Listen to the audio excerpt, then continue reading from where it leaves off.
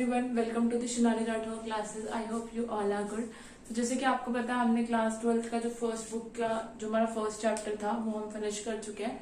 हम जो है इन दिस कुछ वीडियो में हम जो है क्लास 11th की जो हमारी फर्स्ट बुक है पॉलिटिकल साइंस, भारतीय संविधान सिद्धांत और व्यवहार, उसका फर्स्ट चैप्टर संविधान क्यों और कैसे कर रहे हैं। सो प्रीवियस वीडियो में जो है हमने संविधान का पहला और दूसरे कार्य को समझा, संविधान का प्रथम और द्वितीय कार्य। सो इन दिस वीडियो हम जो है संविधान के तृतीय और चतुर्थ कार्य को समझेंगे कि ये होते क्या है बेसिकली। ठीक है, तो आ जाइए। थर्ड है आपका सरकार की शक्तियों पर सीमाएं।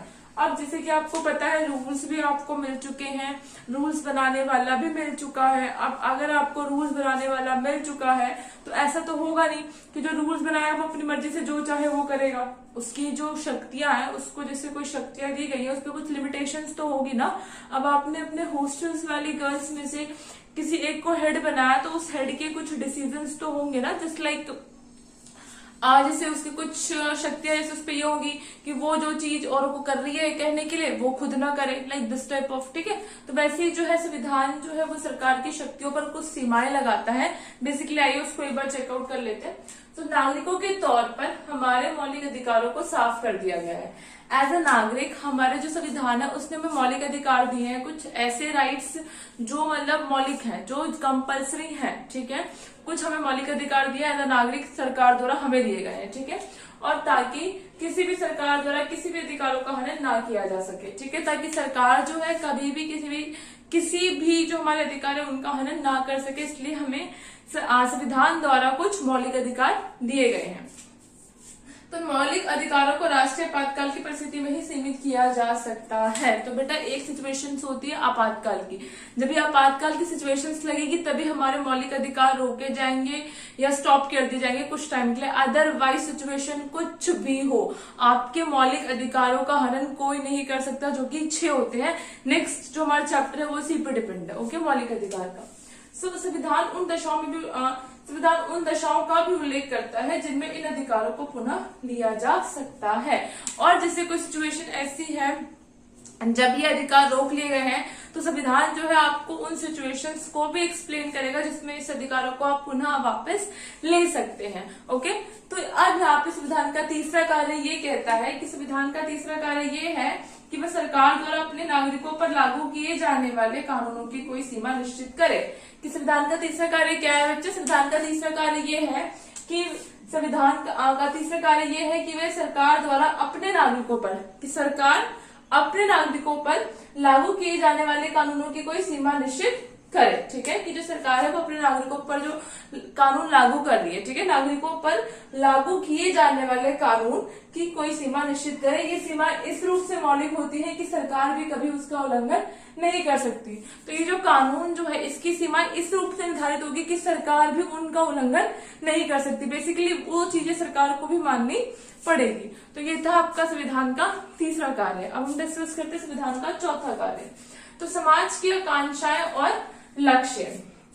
आपको मैं एक एग्जांपल देती हूँ तीसरे कार्य का। सपोज आपका एक मौलिक अधिकार है, ठीक है, स्वतंत्रता का अधिकार। उसमें आपको ये राइट है कि अगर मतलब आप जो है अपने व्यूज जो है किसी भी टॉपिक को लेकर आप उसको एक्सप्रेस कर सकते हो किसी के भी सामने। ठीक है, तो बेसिकली संविधान या फिर सरकार जो है आपके इस अधिकार का उल्लंघन नहीं करेगी। आपको जो बोलना है आप बोलोगे, बट एक लिमिट है कि आप किसी के धर्म के बारे में उल्टा नहीं बोलोगे। ठीक है, एज अ नागरिक आपको अधिकार दिए गए हैं, बट कुछ लिमिटेशंस के साथ दिए गए हैं आपको वो अधिकार, और सरकार भी जो है उसका उल्लंघन नहीं कर सकती। ठीक है, नाउ आज संविधान का चौथा कार्य, तो समाज की आकांक्षाएं और लक्ष्य को हम डिस्कस करते हैं एक बार। तो एक संविधान अपने समाज की आकांक्षाओं का पिटारा होता है। संविधान क्या होता है बेसिकली बेटा? जो हमारा एक समाज है, समाज की कुछ एक्सपेक्टेशंस है हमसे। ठीक है, तो उन एक्सपेक्टेशंस को कौन फुलफिल करेगा? बेसिकली जो हेड होगा। तो जैसे कि भी आपने यहाँ पे पढ़ा, हेड ना तो नागरिक है ना तो सरकार है। हेड कौन बन रहा है अभी तक यहाँ पे? संविधान, जो सरकार बना रहा है, जो नागरिक को नागरिक होने का अधिकार दे रहा है। ठीक है, तो बेसिकली तो समाज की आकांक्षाओं का पिटारा भी कौन हुआ?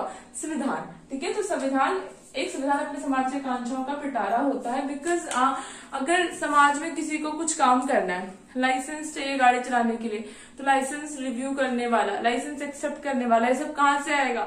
संविधान से आएगा। मौलिक अधिकार से अपने आप को एक्सप्रेस करने के लिए, अपने व्यूज एक्सप्रेस करने के लिए, तो ये अधिकार कहाँ से आएगा? संविधान से आएगा। ठीक है, तो basically all the type of things goes to, जितनी भी जितनी भी चीजें होंगी डिपेंड कहाँ पे कर रही है? एक पॉइंट पे जाके संविधान पे। तो चौथा कार्य क्या कहता है हमारा कि संविधान का चौथा कार्य ये है कि वह सरकार को ऐसी क्षमता प्रदान करे।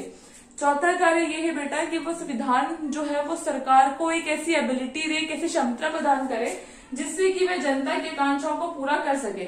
जिससे कि कौन पूरा कर सके जनता की आकांक्षाओं को? सरकार। और सरकार को अधिकार कौन दे? संविधान। तो संविधान का चौथा कार्य ये है कि वह सरकार को कुछ ऐसे अधिकार दे या कुछ ऐसी क्षमता प्रदान करे जिससे वह जनता की आकांक्षाओं को पूरा कर सके और एक न्यायपूर्ण समाज की स्थापना हेतु सही परिस्थितियों का निर्माण कर सके। ठीक है, और एक समाज ऐसा हो न्याय वाला हो, किसी को मतलब ज्यादा किसी को कम अधिकार ना मिले। ठीक है, और तो इससे क्या हो, संविधान जो है वो सरकार को एक ऐसी क्षमता प्रदान करे जिससे कि वह जनता की या लोगों की आकांक्षाओं को पूरा कर सके। ठीक है, और एक न्यायपूर्ण समाज की स्थापना हेतु उचित परिस्थितियों का निर्माण कर सके, जैसे कि मौलिक अधिकार। ठीक है, तो बेटा मौलिक अधिकार सिर्फ ब्राह्मणों को या फिर सिर्फ सेकंड जो है आपकी जाति है उनको सबको दिए गए हैं। ठीक है, चाहे ब्राह्मण हो, शूद्र हो, SC ST OBC जनरल, सबको मौलिक अधिकार मिले हुए हैं। कोई मतलब डिस्क्रिमिनेशन, कोई भेदभाव नहीं किया गया है। मौलिक अधिकारों को लेकर सबको दिए गए हैं। ठीक है, डिपेंड नहीं करता कि वो जनरल है, ST है, OBC है, सबके लिए मौलिक अधिकार है संविधान की तरफ से एज अ नागरिक। सो आई होप आपको ये तीसरा और चौथा कार्य समझ में आ गया होगा। सो ये अगर आपको कोई भी डाउट हो, ठीक है, कोई भी अगर स्क्रीनशॉट लेना हो मस्ट श्योर आप ले सकते हो। और if you have any doubts, अगर थोड़ा सा बड़ा छोटा बड़ा कोई भी डाउट है तो मुझे कमेंट में बताना, कमेंट करके बताना। आई होप मैं आपका कमेंट ले लूंगी और जो है आपके डाउट्स को क्लियर करने की कोशिश करूंगी। ठीक है, वीडियो अच्छी लगी सो इसको अपने फ्रेंड्स में शेयर करना, लाइक करना, कमेंट करना एंड सब्सक्राइब करना। मिलते हैं नेक्स्ट वीडियो में नए टॉपिक के साथ।